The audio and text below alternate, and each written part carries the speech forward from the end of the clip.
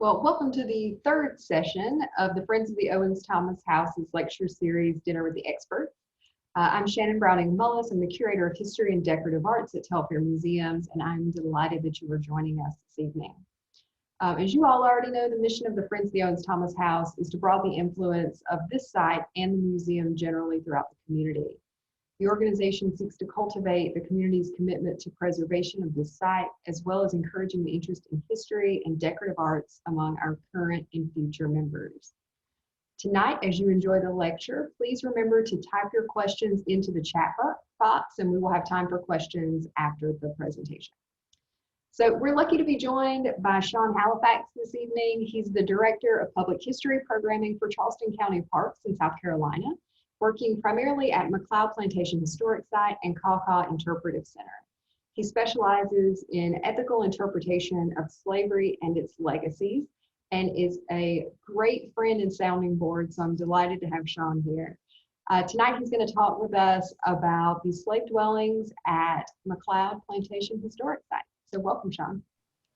Thank you, Shannon, so much. And thank you to the Telfair Museums for inviting me to participate in this series. I had the privilege to work with Shannon on the reinterpretation at the Owens Thomas House and Slave Quarters a couple of years ago, and I can't tell you just how impressive that whole project was to work on and is. So you all should be very proud of the work that you did there.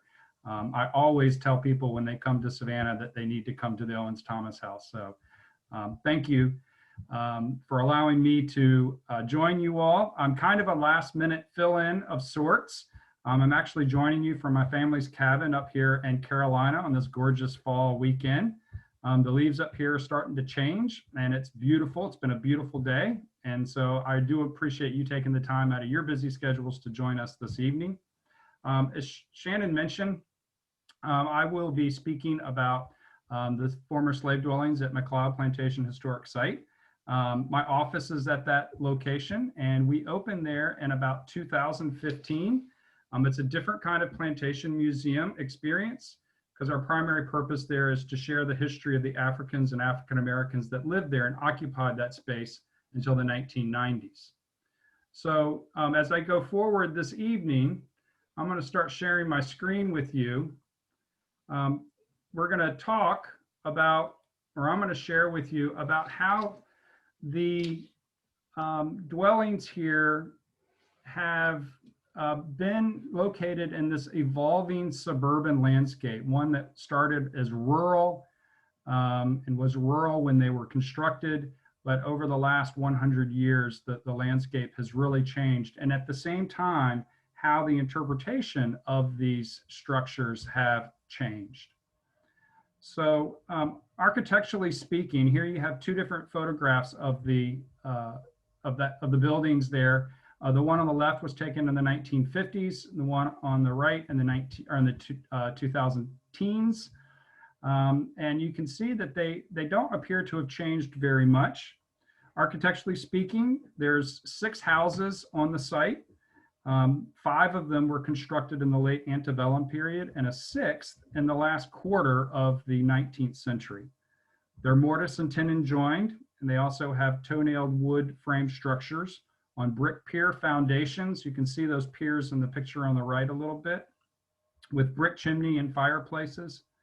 The siding is lapped clapboard, and there's evidence inside of the buildings when looking at the framing. There's evidence of pit, water power, and circular sawn timbers and boards. Enslaved people lived in these structures for at the most 30 years. However, their descendants lived in these structures for 125 years. The history of the site dates back to as early as 1705. In fact, it may even date back to the 1680s. There is a possibility that it was the location of, or the planned location of a second settlement not long after Charleston was settled in 1670. We know that it became an operating plantation by 1705, but the period of time that we're particularly interested in at the site today is the period that begins in 1851 when William Wallace McLeod purchased 1,693 acres for $11,000. we suspect that I say purchase, I suspect that he actually acquired it, that it was possibly a gift from his father-in-law upon his marriage to his wife. There were 3 generations that lived at this site, and the last generation died in 1990. His name was Willie McLeod, and he was 104 years old when he died. When you look at this image, what you're seeing in the bottom left-hand corner is what the size of the plantation was in 1851.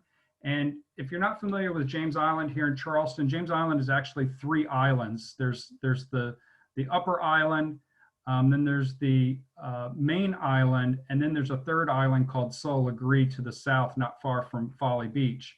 The McLeod Plantation took up about half of the upper island of James Island. It was the 5th largest plantation on James Island in the 1850s. In 1850, when the McLeods were looking to purchase this, they responded to an advertisement that in the advertisement, it described the plantation as having accommodations for 90 Negroes.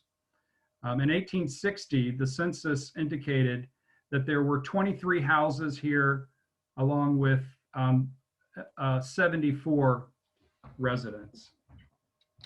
This is a map from the 1860s, and up here in the top left of the image, you'll see a row of houses and a scattering of buildings. That is McLeod Plantation and what today is McLeod Plantation Historic Site.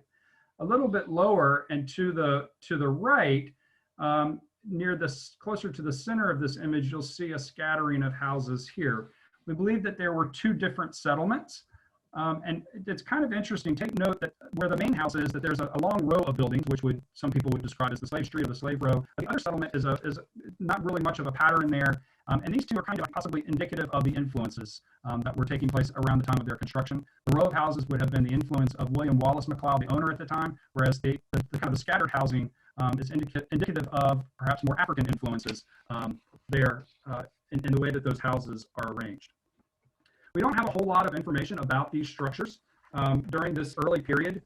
We know that during the American Civil War that there was martial law declared on James Island, and that from about 1862 until February 1865, the Confederate troops occupied these houses. And here in this image, you can see the main house is kind of just slightly to the left of center of the image, and then you'll see a row of houses on either side of a road.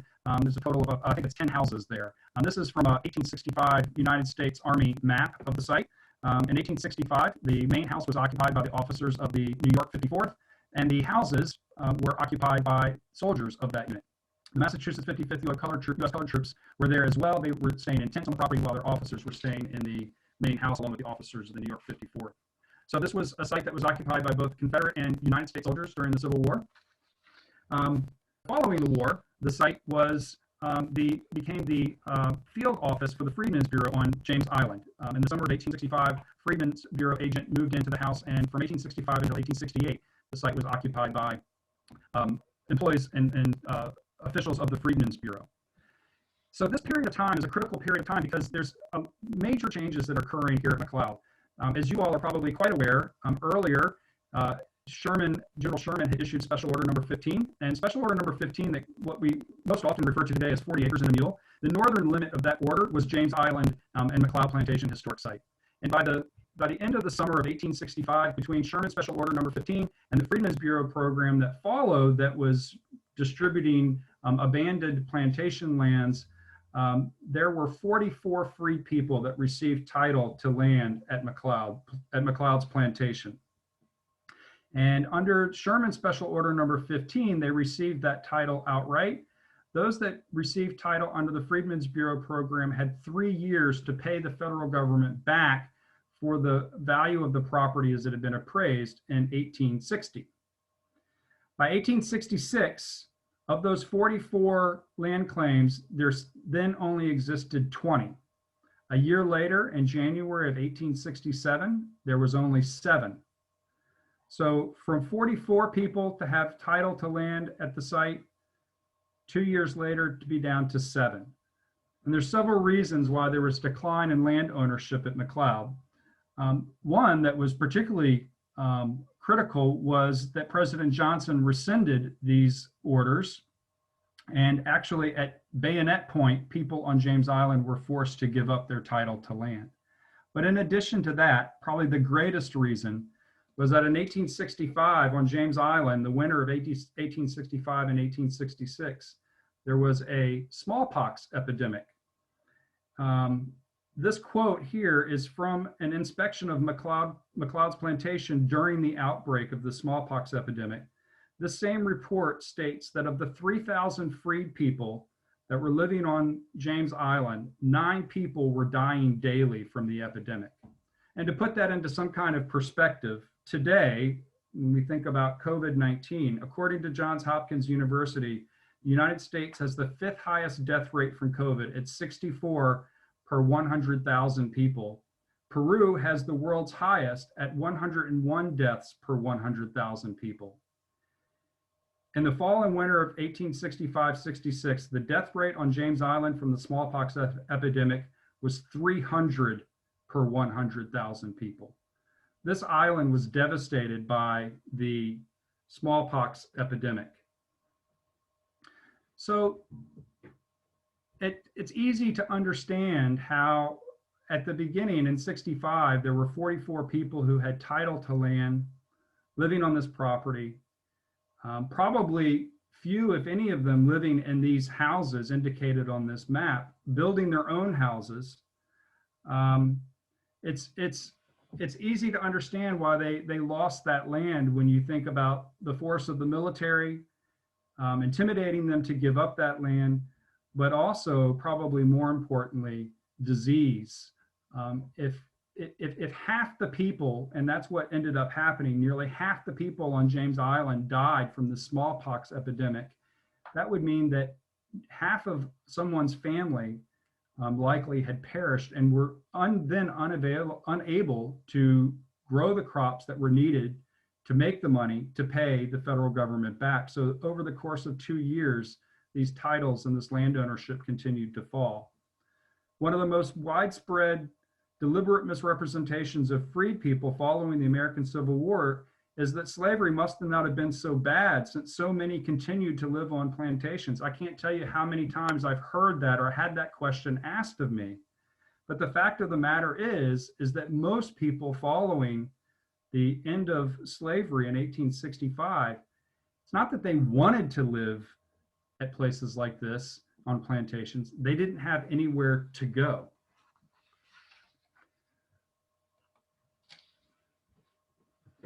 We're still piecing together the history of what happened here at McLeod in the 19th century, and we're somewhat skeptical of previously recorded histories. For example, this source that's quoted above and does not provide a citation states that the slave cottages at McLeod Plantation were occupied by both paid black laborers and tenant farmers. So what was a contract laborer in South Carolina? There were different kinds, but they included sharecropping. This map from 1878 shows near the center of it, you'll notice where it says Wapoo Creek, then it says landing, and just above that it says store.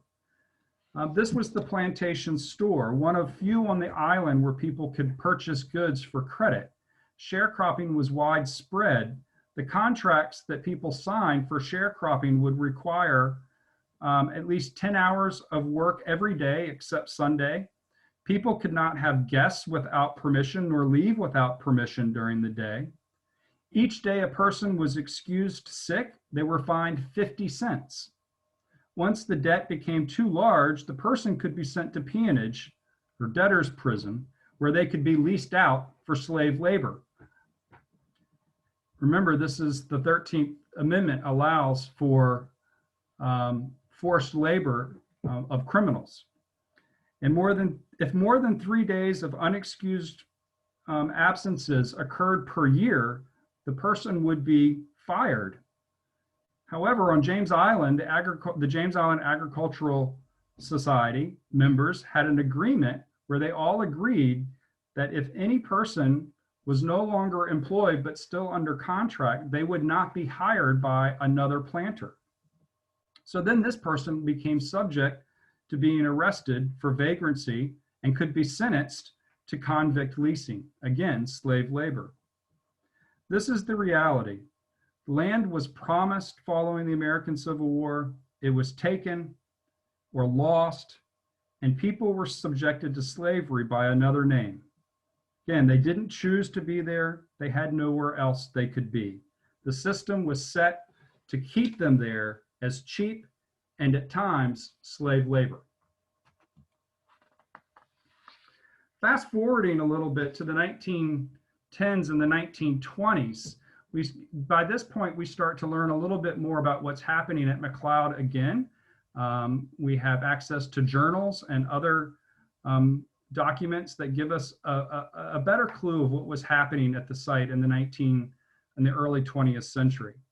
This is when suburbanization began. In the picture at the top left, what you see is taken just after the opening of the bridge to James Island in 1919. It was the first automobile or bridge for motor vehicles. That bridge, as people came onto James Island, the road went right into McLeod Plantation. In 1922, the Country Club of Charleston established itself on lands that belonged to McLeod Plantation.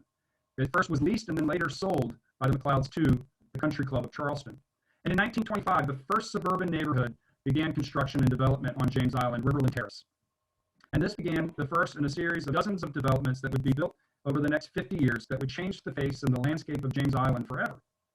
The McLeods also engaged in giving a facelift to their own landscape. In 1924, funded from the proceeds of the sale of the property to the Country Club, the McLeods added a 2-story Doric column porch to the back of the house. So in the images on the photographs on the right, you'll see Willie McLeod in the top image, and he's standing in front of the north elevation of the McLeod home. The picture below is the same north elevation after the portico and the Doric columns have been added to the house, effectively making the back of the house into the front of the house. And at this time, they also began purchasing antebellum era antiques, and I say antiques in quotation marks because many of them were reproductions for their home. The motivations for this by the McLeods were several. One could be that new residents were coming into Riverland Terrace, and as they crossed over that new 1919 bridge, the McLeods didn't want people seeing the back of their home. They wanted their home to face towards all of the people that would then be coming onto James Island. Another reason that the McLeods may have wanted to have this facelift to their property was because just at the same time, just 2.5 miles away, the historic preservation of Charleston had begun. And this was an attempt on the part of Charleston to expand its economy to include the beginning of a tourist industry following World War I. And it's part of a tourism industry that's responsible for the Moonlight and Magnolia's interpretation and narrative of the South. And the McLeods were interested in being a part of that.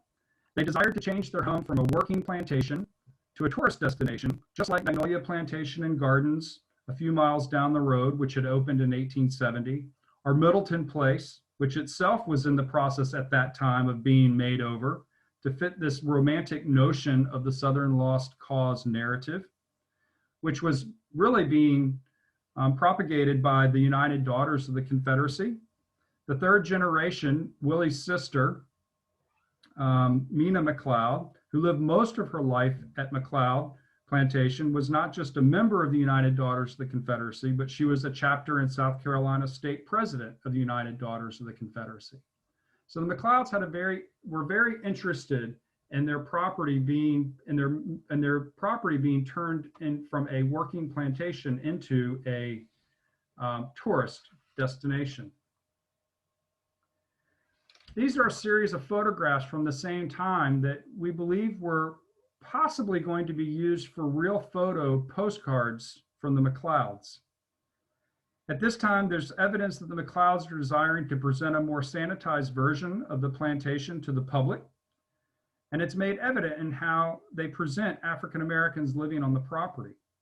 No longer were the residents just a source of labor or income. Now they were museum exhibits for tourists. They were spectacle.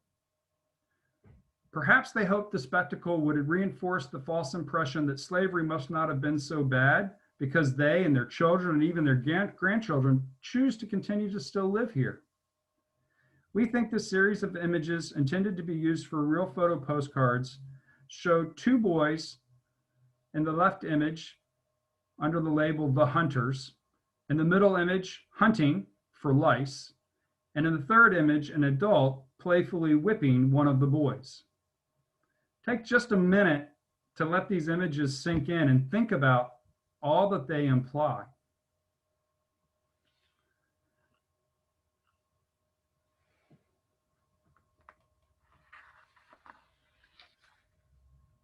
This is an advertisement from the 1930s and 40s, and it talks about how the McLeod Plantation had been headquarters of Confederate and federal forces, and later that had been headquarters of Freedmen's Bureau office during Reconstruction.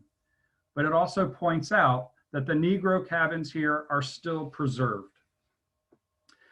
This is an interesting two photos here that I'd like for you to, a couple of things I'd like for you to make out. It's kind of hard to see, but on the photo on the left, and the second cabin, there's a white dot. That white dot is the head wrap of a woman standing in the doorway.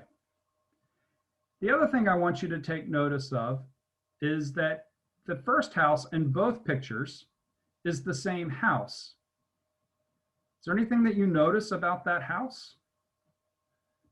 It took me a while to figure it out, but the thing that I finally was able to do to match up that this was the same house was by looking at the patterns of mortar stains on the chimney to ensure that this was the same house. But when you look at both houses, what you see is that the house has no windows. Think about living conditions in that house during the summer in the Low Country. By the 1950s and the 1960s, James Island is fully developed into a suburban enclave of Charleston. Population has grown so much that a new drawbridge is required as a crossing over Wapoo Creek. And again, this bridge replacing the 1919 bridge, which you can see just off, you can see the trestles of the 1919 bridge just off to the left in the picture on the left. Just in front of the trees, you can see the trestles there on the ground. But this is a photograph of the construction of that bridge. And it's the current bridge that's there now. And this bridge, again, was dropping people into James Island on McLeod Plantation. This suburban landscape that was being created was largely the work of the McLeods.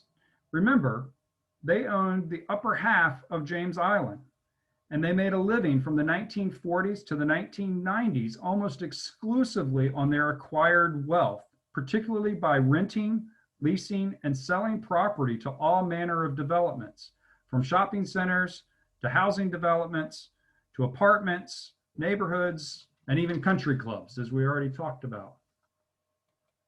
When this bridge was being built, Willie McLeod, the third generation McLeod, is on record in the Charleston News and Courier talking about his opposition to the new route of Folly Road.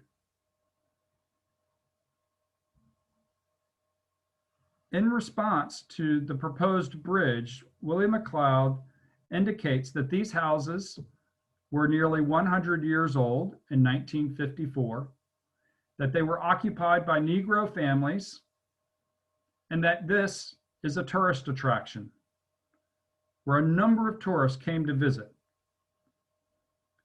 This is the first time that the McLeods are on record talking about their home, their plantation, and these homes as a tourist destination. By extension, one could conclude that the families living in them, like this little girl on the left, might be considered by Willie to be a part of the display for tourists.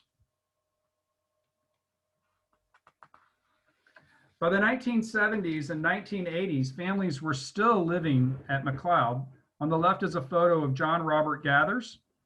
I've had the privilege of speaking with his daughter, Roversina, on a number of occasions. By the 1970s, and she shared some of these stories that I'm going to share with you now.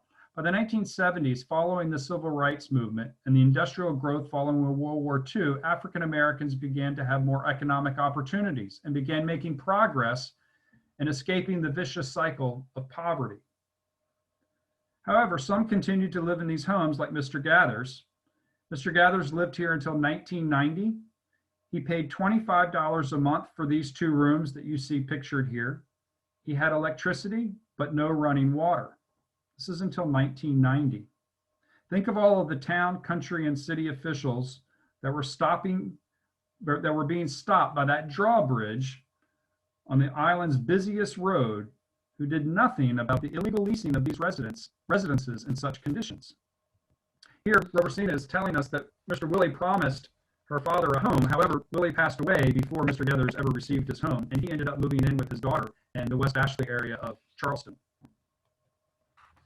Robercina's stories are amazing stories. This is a photograph of the inside of the house that she said she was born in on the left, and the picture on the right, I believe, is a photograph of her car in front of that house during the 1970s and 1980s. She had been born in this house on the left, the 4th house down, in 1945, and her story sticks with me largely because she's the same age as my mother. She said she was born here. She said she never met Mr. Willie growing up. She was never allowed to go past the first in the row of houses growing up. She moved from McLeod Plantation when it was time for her to go to high school. She attended the only black high school that she could in Antebellum, downtown. And she said when she left, she made a promise to herself that she would never set foot on this property again. She said growing up here was terrible and not something that she would wish on anyone. And she never intended to come back. Fast forward to the 1970s. Graduated from high school. She's graduated from college. She's a nurse working for a home health care company. She goes into work one day. Guess what her assignment was? To come take care of Willie McLeod. She said she was shocked at first, but eventually she made her way. She didn't keep her promise not to come back. She decided that it was more important for her to keep her job. And when she got to McLeod, she met Willie for the very first time in her life. She took care of him, and she said when she got home that night, she couldn't fall asleep. She couldn't stop thinking about what she had seen that day. What she had seen was children living in those houses still 20 years later in the exact same conditions in which she had lived in them when she was a little girl. As time went on, she went back to Mr. McLeod and she proposed to him a business proposition, is what she said. And here she rented several houses to start the Children of God mission. The house that she was born in, she turned into a church that every Sunday was used for worship services. One house was used for clothing to store for homeless folks, and one was a classroom to help people get prepared to apply for work. And then the other house that she rented for her father, John Gathers, whom we looked at in the last slide.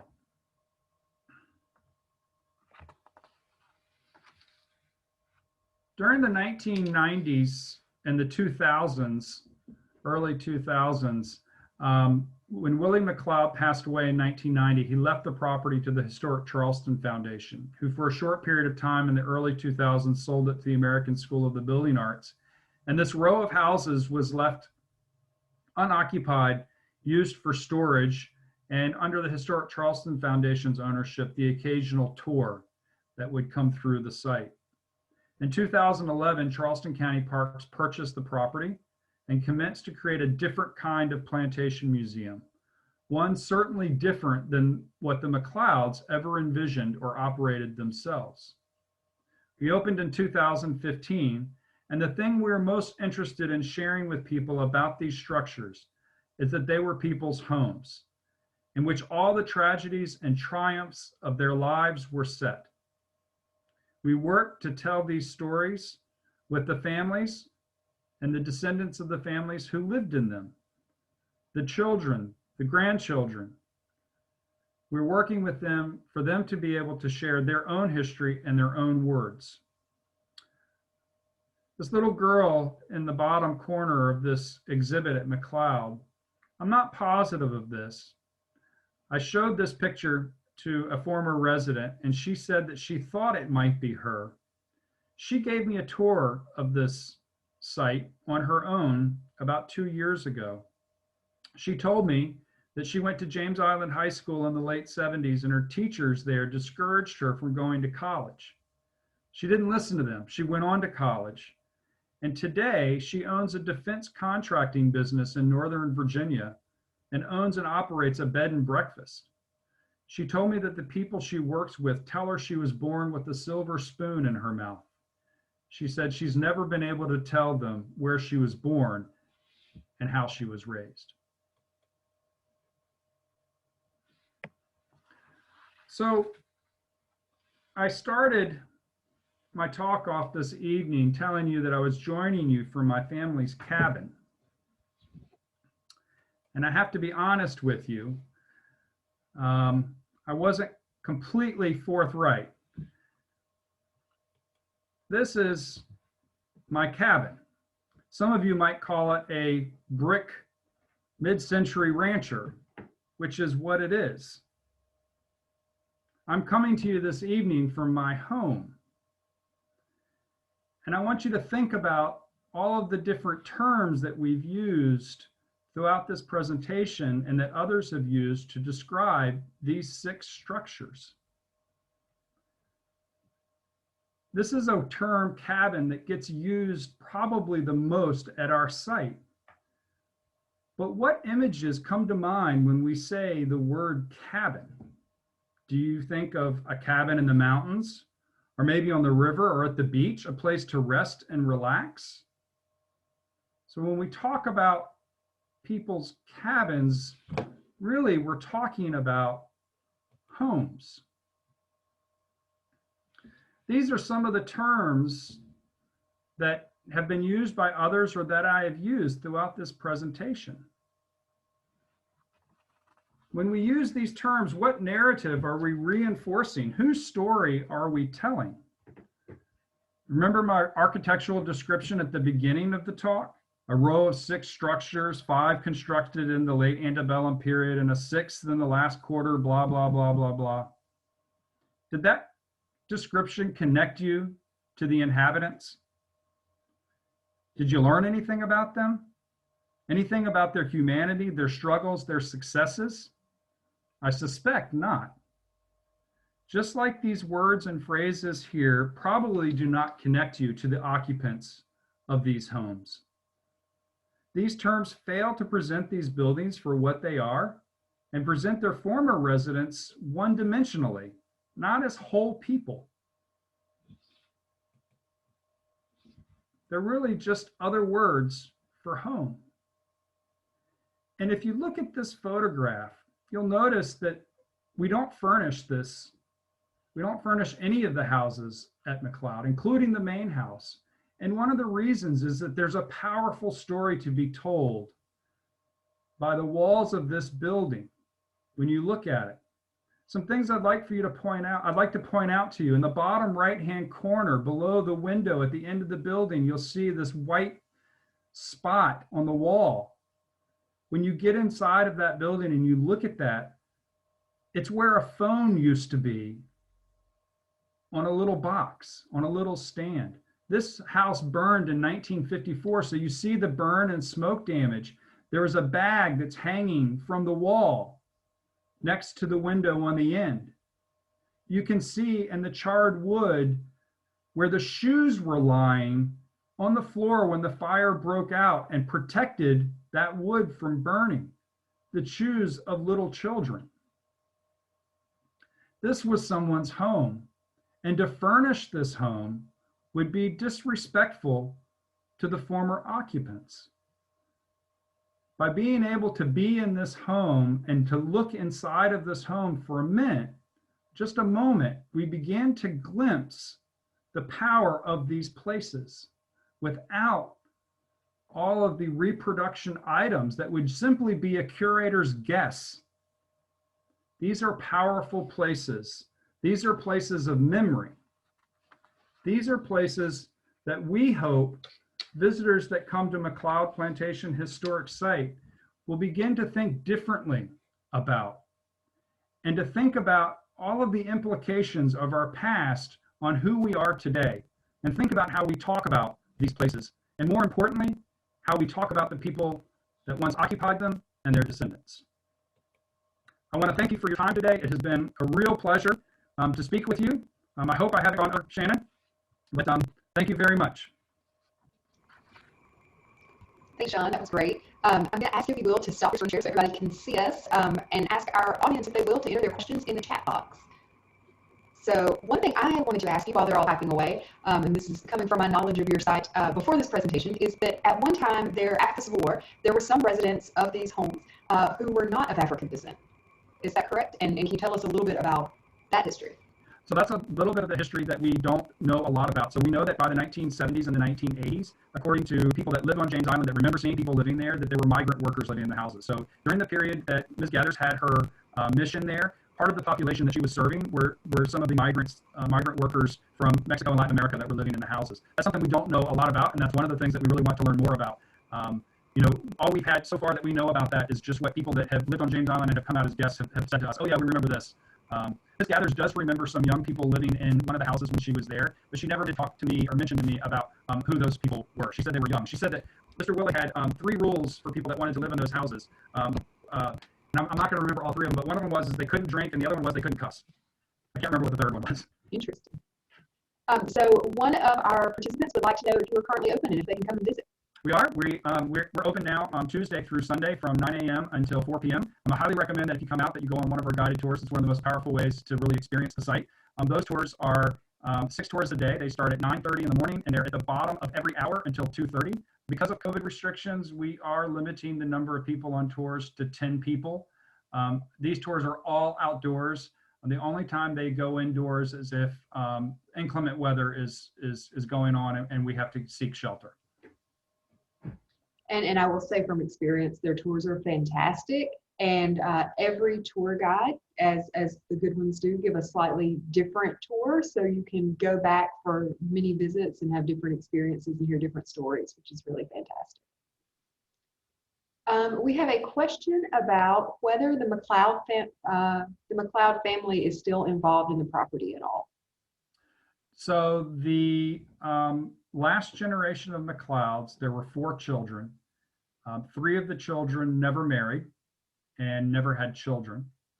And the 4th daughter married, but she never had biological children. So there are no direct descendants of this line of McLeods there or around. Now there are lots of cousins. This McLeod family came from the Beaufort area to Edisto to James Island. And so they've been the McLeod family, this branch of the McLeod family came into South Carolina around 1715. So they have lots of cousins all around Charleston and Beaufort and probably even Savannah. And Shawn, while we're on that note, you've mentioned several times conversations that you've had with descendants of folks who live there. Can you talk a little bit about community involvement and reaching out to descendant communities? Sure. So that's something that takes a lot of time and trust. So one of the things that I've learned being in this position is that you can't assume anything, and you can't assume that just because we're telling a story that's different than the traditional narrative, that the descendants of people that were once enslaved at the site are going to want to come out and share their stories. And so this has been a very slow process. We do have, I was involved, I had the privilege of being involved in the creation of a rubric for sites like ours to begin to plan engagement with descendant communities. And so we used that rubric. And when we went through the rubric and we gave ourselves a score, and we didn't do very well. And this was back a couple years ago. And we had 16 different objectives coming out of our self-evaluation of that. Of those 16 objectives, 8 of them were for us to create and work with an advisory group of descendants. And it's taken a while, but we just had our first meeting of that group earlier or last month in September. So it's a process that's very slow. It takes trust building. So we're working that way. And I just had a great meeting this past week with a descendant. He called me on Saturday, just yesterday. He called me because he had reached out to his uncle who had lived at McLeod during the 1920s and 1930s. He's 96 years old, I think, and we're going to try to capture his nephew is going to try to capture his oral history, which has never been recorded before this week. So we're really excited about that. And it's really about building those relationships with people like David, who can then go to his elderly uncle, who can share those stories, because the likelihood of them sharing stories of their families with someone like me is pretty minimal, I think. So this next question is on that same topic, so we'll stay with the theme. Do you think that there is a chance that Miss Gathers, whose first name I'm not remembering exactly, is there a chance she will write her memoirs? So Miss Gathers is one of those folks where the relationship is one that is in the process of being developed. So she was there until it was time for her to go to high school. She left. She didn't plan on ever coming back. She eventually did come back, and I think this was such a courageous story on her part, and she opened this mission. But when Willie passed away in 1990, he left the property to the Historic Charleston Foundation. Of course, the Historic Charleston Foundation was not prepared for not able legally but by code to allow people to occupy these buildings. And so she and her mission were forced to move, as well as her father. So that, I think, may have left a bit of a bitter taste in her mouth. I reached out to her in 2013. And since then, she and I have only talked by phone. And the last time I spoke to her was right before COVID, right at Christmas time. And she told me then that she really wanted to come out, but it was really hard for her to come out, and that at some point maybe she would. Her stories, her stories, in addition to the stories that I have learned from her as I've talked to her on the phone, have been shared with an oral historian on James Island, Eugene Frazier, who has at least 2 books of oral histories that he has published of people on James Island. So her stories have been recorded in some way or fashion. Okay. And she lives here. She still lives here in Charleston, in the West Ashley area of Charleston. And I'm really hoping that hopefully it's not too late, but hopefully once COVID restrictions are a little bit less and people are more comfortable, she'll be willing to come out.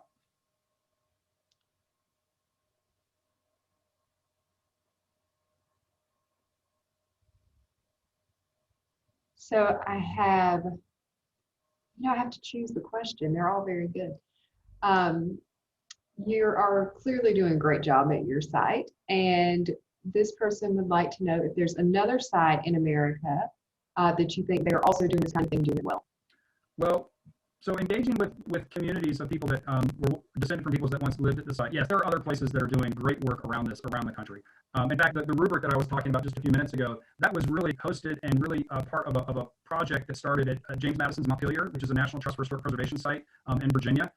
They are the ones that convened the meeting that produced that rubric, and they have really done an incredible job of meaningful engagement. And there are sites around here. I know that there are sites here in Charleston that have what they call family reunions where people come back. But meaningful engagement, according to this rubric, is the kind of work where the storytelling and the exhibit development and everything is something that is co-created. So really we're talking about breaking down the barriers, the gatekeeping of history from just the ivory tower of curators and museums, sorry, Shannon, breaking that down so that these stories and these histories are better told through the voices and in co-creatorship with the people whose stories we're telling. So there are lots of sites around that are doing this. And then as far as plantation museums taking this approach to history, I don't want to give the wrong impression that there aren't plantation museums like McLeod that aren't talking about slavery and about its legacies of slavery. There are, but I'm only aware of 2 in the country whose primary purpose is to share those stories. And that's McLeod in Charleston and Whitney Plantation down in Louisiana, where there are 2 plantation museums who, from the very beginning, their whole purpose, their vision, their mission, everything is about sharing the stories of the majority of the people that live at these sites. And at Whitney, they do a great job of engaging in the local community in a myriad of ways beyond just their storytelling, but also in providing opportunities for employment at the site for people that are descended from and live right there in that community that Whitney is located in.